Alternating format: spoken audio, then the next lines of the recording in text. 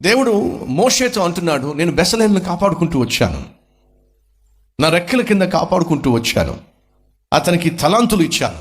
ఎందుకొరకయ్యా అంటే నా పని చేయటానికి. సహోదరుడా సహోదరి వింటున్నావా? దేవుడు నిన్ను కాపాడుకుంటూ వచ్చాడు, సంరక్షించుకుంటూ వచ్చాడు, చాలా తలాంతులు ఇచ్చాడు. ఎందుకో తెలుసా? తన కొరకు నువ్వు వాడబడతావని, తనకిష్టునిగా నువ్వు జీవిస్తావని, తన పని చేస్తావని. సామర్థ్యం ఇచ్చేవాడు దేవుడే. సామర్థ్యం ఇచ్చిన దేవుడు ఇచ్చిన పనిని పూర్తి చేయడానికి సహకారులను కూడా దేవుడే ఇస్తాడు. చదువుతున్నాను 6వ వచనము.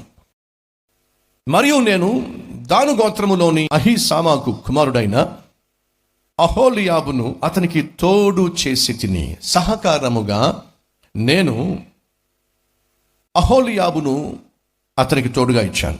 జాగ్రత్తగా గమనించినట్లయితే దేవుడు ఎవరికి ఏ బాధ్యత ఇచ్చినా ఆ బాధ్యత నిర్వర్తించడానికి సహకారులను ఇస్తాడు. ఆదికాండం నుంచి ప్రకటన గ్రంథం వరకు మీరు జాగ్రత్తగా పరిశీలన చేస్తే అదే కనిపిస్తుంది.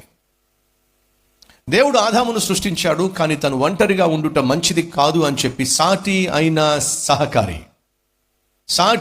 సహకారి ఉండాలి అని చెప్పి ఆదాముకు దేవుడు అవనిచ్చాడు, తోడిచ్చాడు. మోషేకు దేవుడు అహరోన్ను తోడుగా ఇచ్చాడు.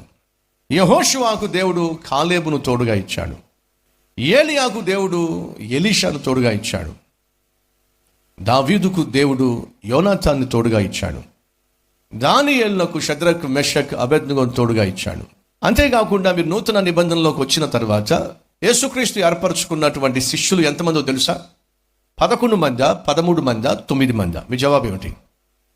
9, 11, 13, 12. మీ జవాబు ఏమిటి? 12 లేక 13 లేక 11?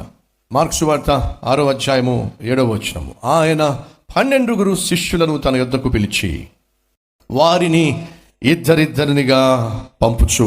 ఎంతమందిని? ఇద్దరిద్దరినిగా. ఒంటరిగా పంపించలా, ఇద్దరిగా పంపించాడు. అదే దేవుడు సెలవిచ్చాడు, ఎక్కడైతే నా నామములో 2 లేక 3 కలిసి ప్రార్థన చేస్తే నేను వారి మధ్య ఉంటాను అన్నాడు. జాగ్రత్తగా పరిశీలన చేస్తే దేవుడు ఎవరికి ఏ బాధ్యతను అప్పగించినా ఆ బాధ్యతను నిర్వర్తించడానికి సామర్థ్యాన్ని ఇచ్చాడు.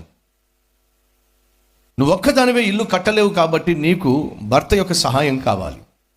భర్తగా నువ్వు ఎంత తెలివైన వాడైనప్పటికీ బిడ్డలను పెంచే ప్రక్రియలో నీకు భార్య సహకారం కావాలి. ఆ ఇల్లు నిర్మించే విషయంలో భార్య సహకారం కావాలి. ఆ ఇంటిని పోషించే విషయంలో భర్త సహకారం కావాలి. వీళ్ళిద్దరి సహకారంతోనే ఒక ఇల్లు నిర్మించబడుతుంది. దేవుడు తన దివ్యమైనటువంటి పనిలో, పరిచర్యలో ఎవరిని పిలిచినా ఆ వ్యక్తికి సహాయము చేయడానికి మరొకరిని ఎప్పుడూ కూడా తోడుగా ఉంచాడు.